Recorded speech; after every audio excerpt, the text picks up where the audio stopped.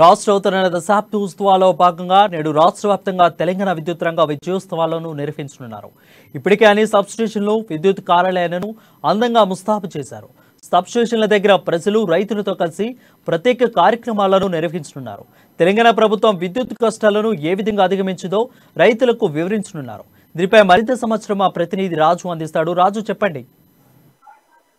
Good morning Varun.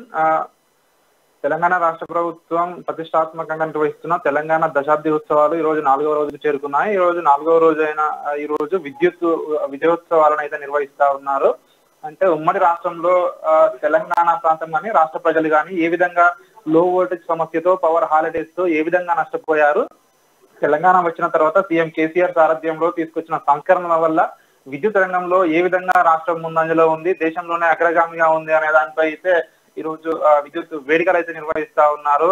So దీనికి ముఖ్య అతిథిగా విద్యుత్ శాఖ మంత్రి జగదీష్ రెడ్డి కూడా హాజరు కానున్నారు. అలాగే ఆయనతో పాటు ట్రాన్స్కో సీఎండి ప్రభాకర్ రావు కూడా సో ఈ ఉత్సవాల్లో అయితే పాల్గొనున్నారు. ముఖ్యంగా చూసుకున్నట్టయితే ఈ విజయోత్సవాల్లో ప్రజలను కూడా భాగస్వాములు చేయాలని చెప్పి ప్రభుత్వం అయితే ఇప్పటికే కసరత్తు అయితే రూపొందించింది.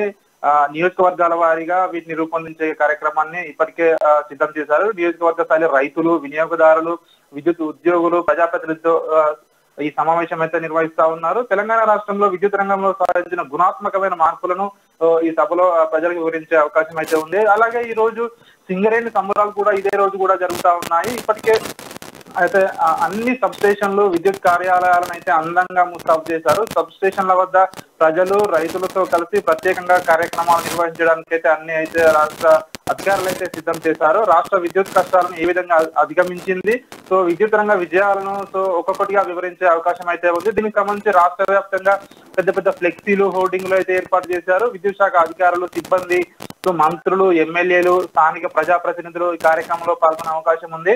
తెలంగాణ ఏర్పాటు తర్వాత విద్యుత్ రంగం అనతి కాలంలోనే తన ప్రత్యేకత అయితే చాటుకుందని చెప్పి కూడా ఈ సమావేశంలో ఈ ఉత్సవాలు అయితే సో వీళ్ళందరూ కూడా ఉపన్యసించే అవకాశం అయితే ఉంది. అలాగే రైతులకు లేదా పారిశ్రామిక అవసరాలకు 24 గంటల విద్యుత్ ఇస్తున్నాము. అలాగే గృహ వినియోగదారులకు కూడా 24 గంటల నిరంతర విద్యుత్ ఇస్తున్నాము. దాదాపు దీనికోసము రాష్ట్ర ప్రభుత్వము ప్రతి ఏడాది 12,000 కోట్లకు పైగా ఖర్చు చేస్తా ఉన్నారు.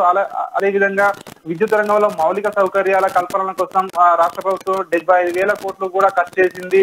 సో అలాగే విద్యుత్ వినియోగం, తలసరి వినియోగం చూసుకున్నట్టయితే దేశంలోనే తెలంగాణ మొదటి స్థానంలోనే నిలిచింది.